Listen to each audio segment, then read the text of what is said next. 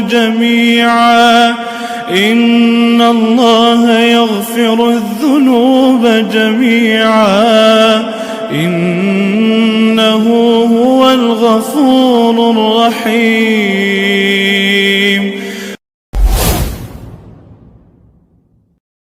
Bismillahirrahmanirrahim. Assalamualaikum warahmatullahi wabarakatuh. Hamdan wa syukranillah, salatan wa salaman ala rasulillah wa ala alihi wa ashabihi wa mawalahi wa ba'du.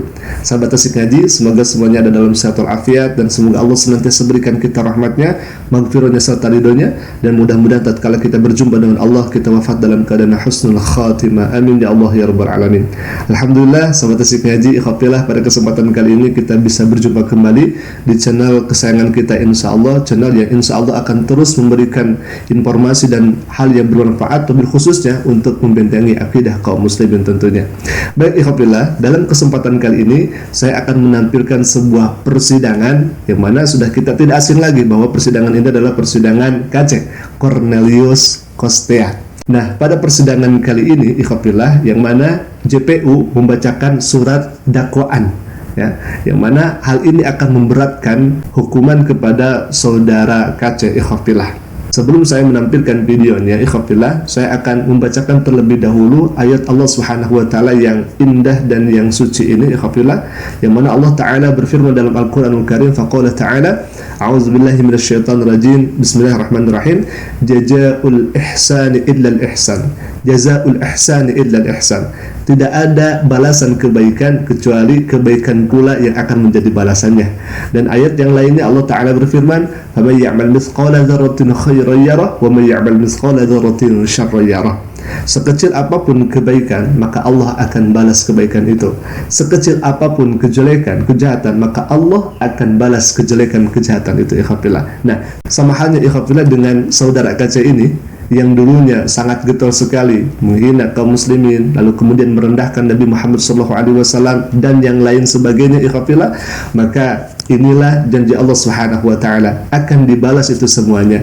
Ini masih di alam dunia ikhwatillah, bagaimana nanti di akhiratnya Allah Subhanahu wa taala. Baik ikhwatillah, kita akan tampilkan bagaimana jaksa penuntut umum membacakan surat dakwaan yang akan memberatkan saudara KC dalam hukumannya ikhwatillah. Dan ikhwatillah, hukuman ini akan ditentukan oleh hakim yang memimpin sidang tersebut gitu ya. Jadi ini bukan hasil yang final, akan tetapi nanti akan diputuskan juga oleh hakim ya. Semoga mudah-mudahan kita doakan hakim bisa memutuskan perkara dengan adil. Ini hukum dunia, sekali lagi, bagaimana nanti dengan hukum Allah Subhanahu wa taala, dan janji Allah tidak akan pernah diingkarinya. Ikhwatillah, kita akan saksikan ke videonya, silakan. Namun ujung-ujungnya terdakwa menyatakan apa-apa harus dongeng Arab, hukum Indonesia dianggap hukum tauhid. Dalam surat Al-Baqarah ayat 25 Allah Subhanahu wa taala berfirman yang artinya tidak ada paksaan dalam menganut agama Islam. Sumpahnya jelas-jelas perbedaan antara jalan yang benar dan jalan yang sesat. Barang siapa ingkar pada tauhid dan beriman kepada Allah, maka sungguh dia telah berpegang teguh pada tali yang sangat kuat yang tidak terputus. Allah Maha mendengar, Maha mengetahui. Selanjutnya dalam surat An-Nisa ayat 60 Allah Subhanahu wa taala berfirman yang artinya, tidakkah kamu Muhammad memperhatikan orang-orang yang mengaku bahwa mereka telah beriman kepada apa yang diturunkan kepadamu dan kepada apa yang diturunkan sebelummu, tetap mereka masih menginginkan ketetapan hukum pada tauhid, padahal mereka telah diperintahkan untuk mengingkari tauhid itu. Dan setan bermaksud menyesatkan mereka dengan kesesatan yang sejauh-jauhnya. Hukum Indonesia bukanlah hukum tauhid seperti yang disampaikan oleh terdakwa. Hukum Indonesia berdasarkan Pancasila sebagai dasar segala sumber hukum yang berlaku di Indonesia. Dari Pancasila tersebut kemudian diabsorpsi dari Undang-Undang tahun 1945 sebagai dasar hukum di negara kesatuan Indonesia. Sehingga apa yang disampaikan oleh terdakwa, apa-apa harus dongeng Arab, hukum Indonesia jangan hukum tauhid. Entah terdakwa paham yang dimaksud dengan dongeng Arab, apakah dongeng Arab kisah 1001 malam atau dongeng kisah Aladin dan Abaday, semua tidak jelas dan asal bunyi. Bagaimana asal usul mengikuti hukum di Indonesia dalam hukum tauhid? Sungguh tidak nyambung dan tidak jelas berita atau pemberitaan bohong ini. Sejak dahulu para agama Islam masuk di Indonesia selalu disebut agama Islam tersebut hanyalah dongeng-dongeng saja. Ucapan-ucapan seperti itu bukanlah hal baru. Bahkan Al-Quran sendiri dalam isinya menyatakan bahwa akan ada orang-orang seperti terdakwa ini. Sebagaimana firman Allah Subhanahu wa taala dalam Al-Quran surat Al-Mu'minun ayat 83 yang artinya, sungguh yang demikian ini sudah dijadikan kepada kami dan kepada nenek moyang kami dahulu. Ini hanyalah dongeng orang-orang terdahulu.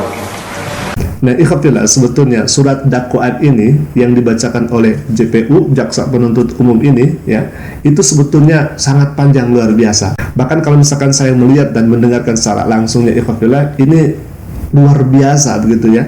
Jadi kesalahan-kesalahan KC dulu, ketika dulu KC di YouTube aktif-aktifnya itu, maka kesalahannya itu diperdengarkan di depan KC. Nah, ini loh KC, dulu Anda seperti ini, dulu menuduh seperti ini, lalu kemudian dibantah oleh JPU ini, ikhwafillah. Nah, kalau misalkan saya rangkum ya daripada surat dakwaannya itu yang akan memberatkan kepada hukuman saudara KC ini, yang pertama, ikhwafillah, terkait dengan tuduhan KC Islam agama dongeng sudah dibantah oleh jaksa dalam surah Al-Mu'minun ayat ke-83. Lalu kemudian jaksa penuntut umum ini membaca atau membawakan surah Al-Mutaffifin ayat ke-11 sampai ayat 13. Walaupun memang katanya KC ini bisa membantahnya, ya wafillah.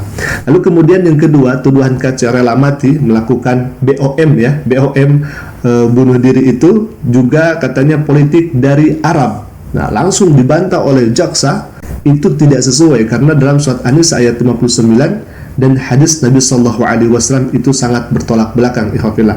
Lalu kemudian yang ketiga, terkait tuduhan KC bahwa pengajaran Nabi Muhammad SAW adalah pengajaran jin, itu langsung dibantah oleh jaksa dalam surah Al-Anbiya ayat ke-107, ikhwafillah.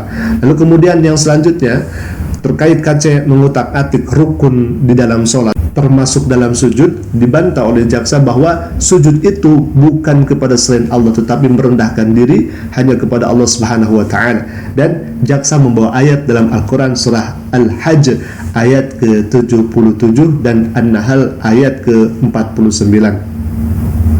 Nah, ikhwafillah, sebetulnya masih banyak sekali surat dakwaan yang dibaca oleh JPU ini, akan tetapi karena kita mengefisiensikan waktu, jadi bacanya atau kita rangkum saja, ikhwafillah, kepada hal-hal yang tadi kita sebutkan, dan memang hal ini yang akan memberatkan hukuman terhadap saudara KC.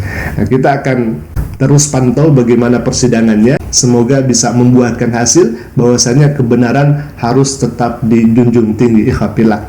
Dan yang menarik di sini, saudara KC, ketika diperdengarkan kesalahan-kesalahan yang dulu dilakukan oleh KC lalu kemudian diperdengarkan lagi di depan KC, maka KC ini pamit ke belakang, ikhwafillah. Apakah memang pamit ke belakang ini saudara KC tidak tahan mendengarkan kesalahan itu dan diperdengarkan kembali begitu ya? Apakah memang ada hal yang lainnya? Kita tidak tahu, wallahu alam. Kita akan simak videonya, silakan ya Fadila. Kita ketahui. Izin kepada stop dulu ya.